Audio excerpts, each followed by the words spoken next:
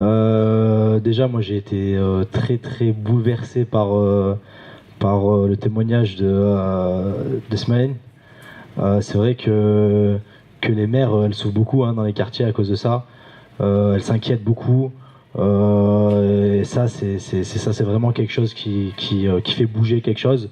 C'est vrai qu'il y a un point commun entre tous, on l'a dit tout à l'heure.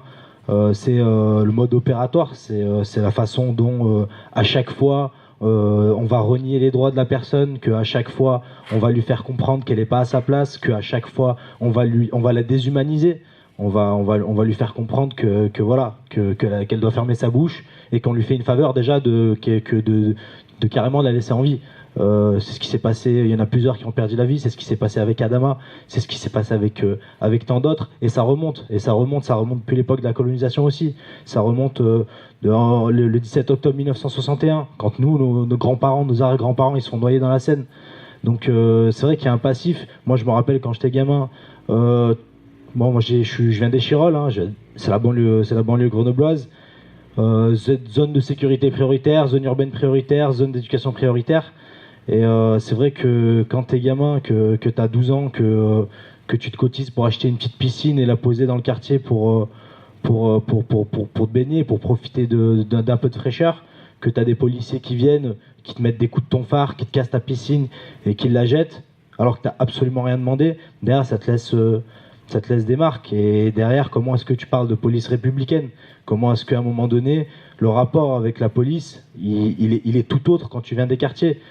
Moi, j'ai eu cette expérience-là dans les quartiers parce que depuis gamin, je me fais harceler parce que j'habite dans un quartier, j'habite à Villeneuve-des-Chirolles. Je me fais harceler par les policiers comme tous les autres. J'ai eu cette expérience-là et j'ai aussi l'expérience militante. C'est-à-dire que je me suis engagé dans les mouvements sociaux, moi je suis à la France Insoumise, et donc tu vois la différence déjà de traitement. Bon, les manifestants, c'est pas les amis des policiers, on le sait. On sait qu'il y a des confrontations, on sait que les rapports sont compliqués, et pourtant, ça reste léger comparé à ce qui se passe dans les quartiers. Pourtant, ça reste léger. Parce que c'est des gens, déjà, dans un premier temps, qui, à un moment donné, il y a un profond racisme, déjà, de penser, des policiers, de penser que les gens des quartiers connaissent pas leurs droits, donc on peut faire ce qu'on veut. On pourra faire ce qu'on veut, il nous arrivera rien. De toute façon, c'est quoi? C'est un petit gamin de quartier. Et derrière, quand moi, je me fais interpeller, par exemple, sur des manifestations, par exemple, dans la rue, et qui se rendent compte que tu connais tes droits, déjà ils baissent d'un ton. Donc déjà il y a une importance de l'éducation populaire, d'aller dans les quartiers, d'expliquer qu'il y a des droits, qu'il y a des procédures qu'ils ne peuvent pas faire comme ils veulent. Et derrière ça les fait chier. Quand tu leur dis que tu as le droit de les filmer, ils disent t'as pas le droit, non j'ai le droit de te filmer. Ça les fait chier. Et ça faut le savoir. Faut propager le message. Il faut dire que voilà, il y a des droits, qu'on a le droit de les filmer, qu'ils ont à rendre des comptes. C'est des fonctionnaires, ils sont payés avec nos impôts. Donc ils ont des comptes à rendre. Et donc je pense qu'il y a cette importance-là. Et il y a un point important, en fait, moi j'en ai discuté pas mal avec Youssef, c'est de dire, en fait, quel recours on a. Il n'y en a aucun. Il n'y en a aucun à chaque fois. Les matricules, ils sont jamais là. Ils disent, bon, il y a le gilet, on ne voit pas le matricule. Il n'y a jamais de matricule. Il y a une corporation qui fait qu'ils se défendent tous.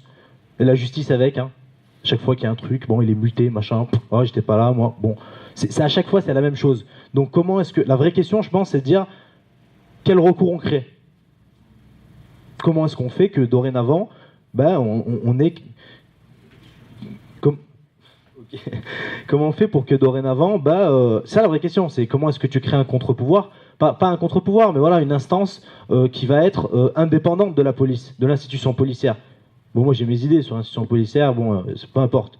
Mais comment est-ce que tu crées quelque chose d'indépendant sur lequel on peut s'appuyer sans que derrière ils se protègent entre eux? C'est ça.